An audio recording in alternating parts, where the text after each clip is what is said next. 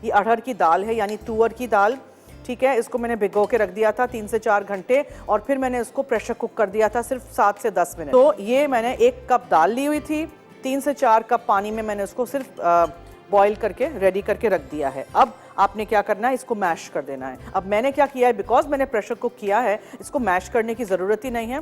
It's absolutely well blended, ठीक है। आप चाहें तो स्टिक ब्लेंडर चला दें, बट नहीं, ये हो गया है। अब मुझे क्या करना है, अब मुझे ये सारे दूसरे जो अज्जा हैं उसमें इसको पकाना है। साथ आज कुकिंग ऑयल यूज़ करेंगे।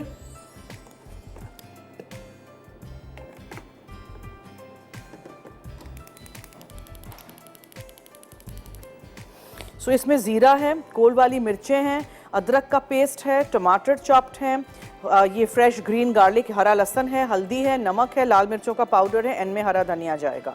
ये भी हम थोड़ा सा एंड में ही डालेंगे, अभी पहले नहीं डालेंगे। और दाल को बॉईल करते वक्त नमक वगैरह मैंने कुछ भी नहीं इस्तेमाल किया है, ठीक है। वेरी सिंपल रेसिपी, डेफिनेटली आप इसको ट्राई करिएगा।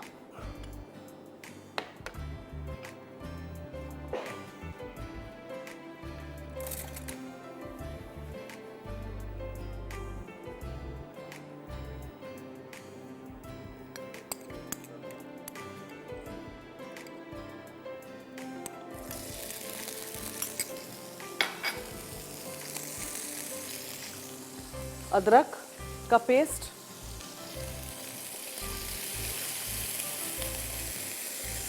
जीरा साबुत, गोल वाली लाल मिर्चें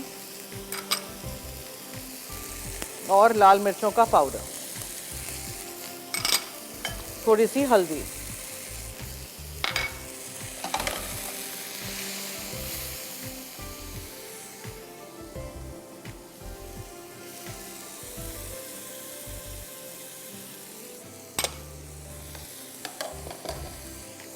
टमाटर डालने के बाद ये बॉईल की हुई अरहर की दाल इसमें चली जाएगी।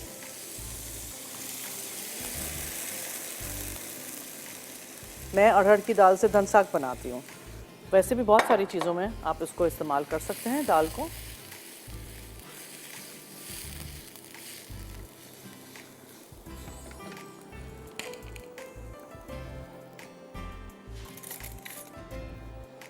नमक,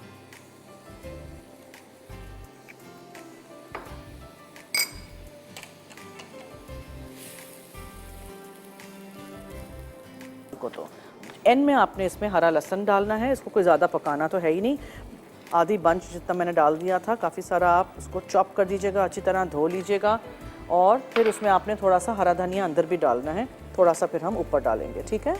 then your recipe is complete. इतना आसान था। अगर दाल आपने बॉईल करके रखी हुई होगी तो ये बहुत ही जल्दी झटपट इस तरह ये तैयार हो जाएगी। फिर आप ज़ीरा चावल के साथ या बॉयल चावल के साथ या मटर पुलाव के साथ इसको सर्व कर सकते हैं,